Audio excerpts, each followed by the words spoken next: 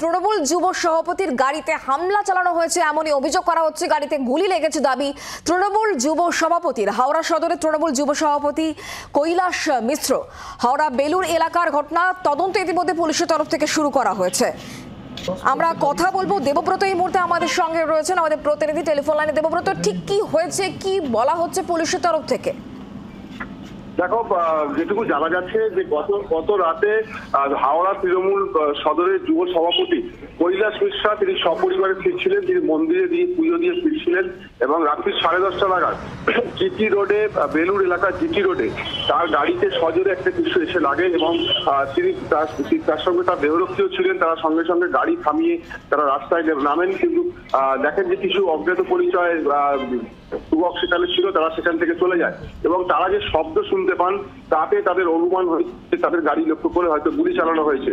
এই ঘটনার পর তিনি বেলুর থানাতে অভিযোগ দায়ের করেছেন এবং বেলুর থানার পুলিশ তদন্ত শুরু করেছে। যদিও এখনো গুলি যে অনুমান করা হচ্ছে তার সত্যতা পুলিশ স্বীকার করেনি। পুরো বিষয়টি তদন্ত সাপেক্ষ বলে পুলিশ সূত্রে আমরা জানতে পারছি।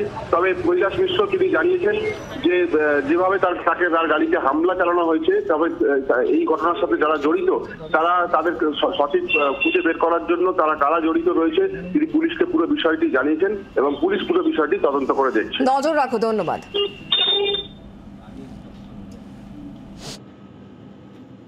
ওই আজকে আমি ফিরছিলাম কালীঘাট থেকে, মন্দিরে গেছিলাম ফ্যামিলিকে নিয়ে। মানে প্রায় 10:30 বাজে, তখন গাড়িটার ডান দিক থেকে একটা সাউন্ড হলো, ধুম করে।